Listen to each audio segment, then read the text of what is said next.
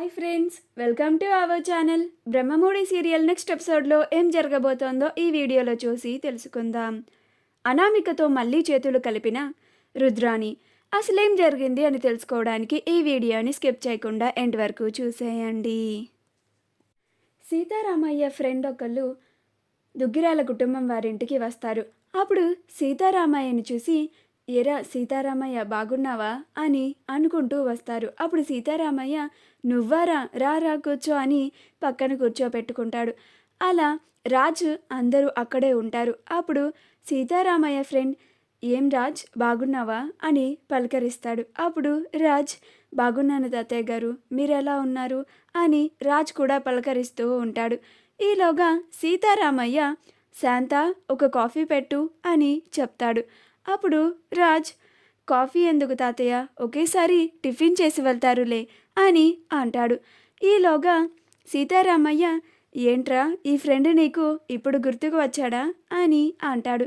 అప్పుడు వాళ్ళ ఫ్రెండ్, నాకు గుర్తుకు రాగానే ఇంటికి వచ్చాను, నువ్వు నాకు ఒక్కసారి కూడా కాల్ చేయడం లేదు మరి అని అంటాడు. అప్పుడు సీతారామయ్య, నువ్వు మా ఇంటికి వచ్చావంటేనే ఏదో ముఖ్యమైన విషయమని నాకు అర్థమైంది లేరా, ఏంటది అని అంటాడు.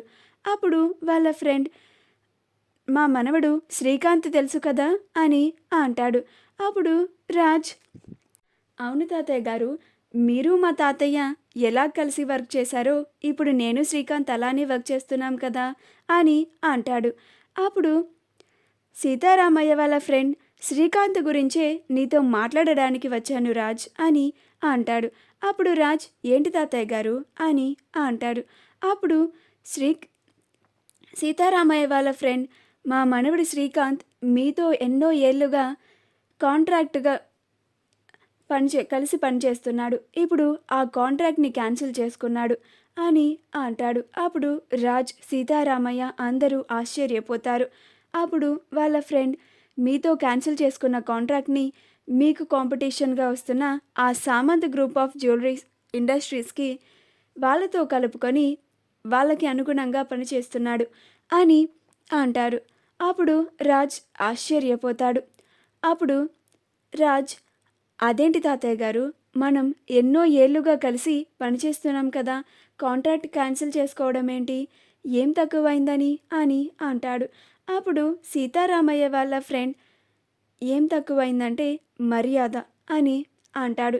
అప్పుడు రాజ్, ఏమైంది తాతయ్య గారు అని అంటాడు.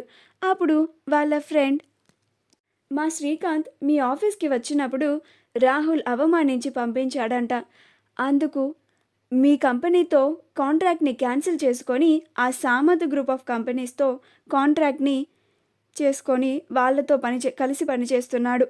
నేను ఎంత చెప్పినా కానీ వినడం లేదు, అందుకే నేను స్వయాన మీతో చెప్పడానికి ఇక్కడి వరకు వచ్చాను అని అంటాడు.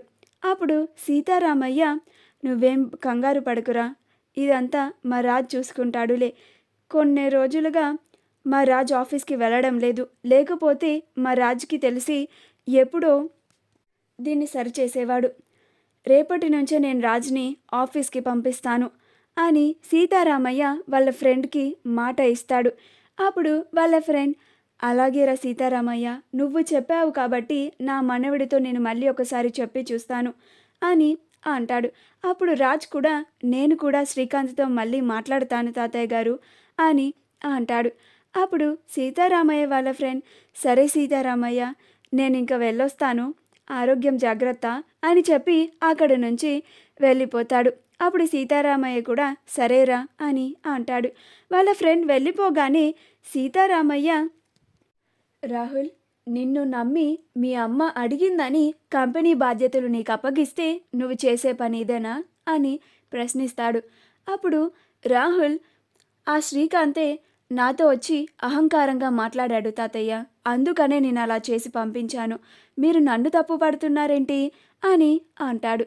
అప్పుడు సీతారామయ్య, నాకు శ్రీకాంత్ గురించి ఎన్నో ఏళ్ల నుంచి తెలిసి రాహుల్, నువ్వే ఏదో తప్పుగా మాట్లాడి ఉంటావు, ఇప్పుడు నీ వల్ల మా మధ్యన ఉన్న ఎన్నో ఏళ్ల స్నేహబంధం చెడిపోతోంది, వెళ్ళి మన శత్రువులైన ఆ సామంత్ గ్రూప్ ఆఫ్ కంపెనీస్తో కాంట్రాక్ట్ మాట్లాడాడు అని అంటేనే నువ్వు ఎంతలాగా అవమానించావో అక్కడే అర్థమవుతుంది.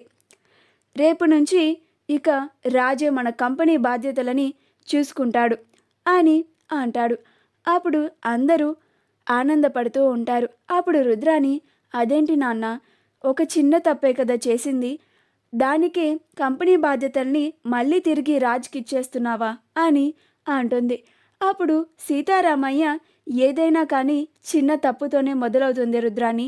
ఎన్నో ఏళ్ళగా మనతో కాంటాక్ట్తో కలిసి ఉండి మనతో కలిసి బిజినెస్ చేస్తున్న వాళ్ళే వేరే మనకి కాంపిటీషన్గా ఉన్న వాళ్ళతో కాంటాక్ట్ కలుపుకొని వాళ్ళు కలిసి పనిచేస్తున్నారంటే ఇంకా మనం మన కంపెనీని పట్టించుకోకపోతే మన పోటీదారులు మన కంపెనీని కిందకి పడేస్తారు.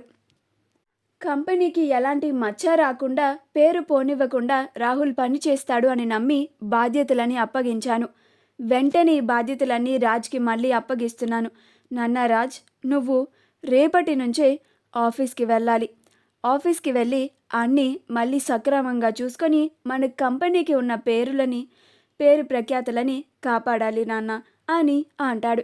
అప్పుడు రాజ్, అలాగే తాతయ్య గారు, మీరు చెప్పినట్టుగానే చేస్తాను అని అంటాడు.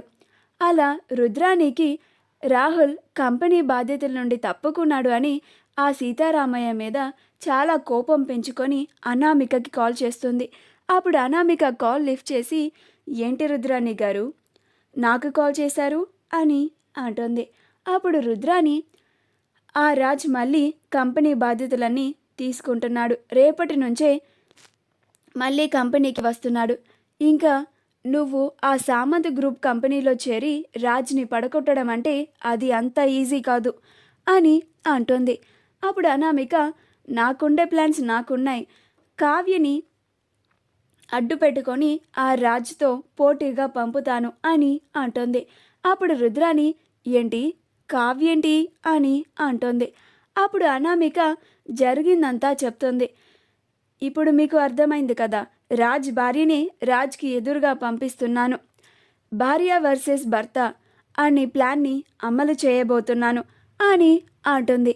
అప్పుడు రుద్రాని, అలా అయితే మనకే మంచిది కదా అనామిక, ఇక వాళ్ళిద్దరే భార్యాభర్తలు కొట్టుకొని మనకి ఎంజాయ్మెంట్ని ఇస్తారు. ఆ కావ్య డిజైన్స్ అంత బాగుంటాయా, మన స్వరాజ్ గ్రూప్ ఆఫ్ కంపెనీనే పడేస్తాయా అని అంటుంది. అప్పుడు అనామిక, అవును, తన డిజైన్స్ ఇప్పుడు ఈ సామంత్ గ్రూప్కి చాలా అవసరం, అందుకనే సామంత్ గ్రూప్ కింద ఉన్న చిన్న కంపెనీని అడ్డు పెట్టుకొని కావ్యని ఉద్యోగంలో జాయిన్ అయ్యేలాగా చేస్తున్నాను అని అంటుంది. అలా వాళ్ళిద్దరూ మాట్లాడుకొని కాల్ని కట్ చేస్తారు. మరుసటి రోజు కావ్య తన ఉద్యోగంలో మొదటి రోజని గుడికి వెళ్దామని గుడికి వస్తుంది. రాజ్ కూడా మళ్ళీ తిరిగి ఆఫీస్కి వెళ్తున్నాడని గుడికి వస్తాడు.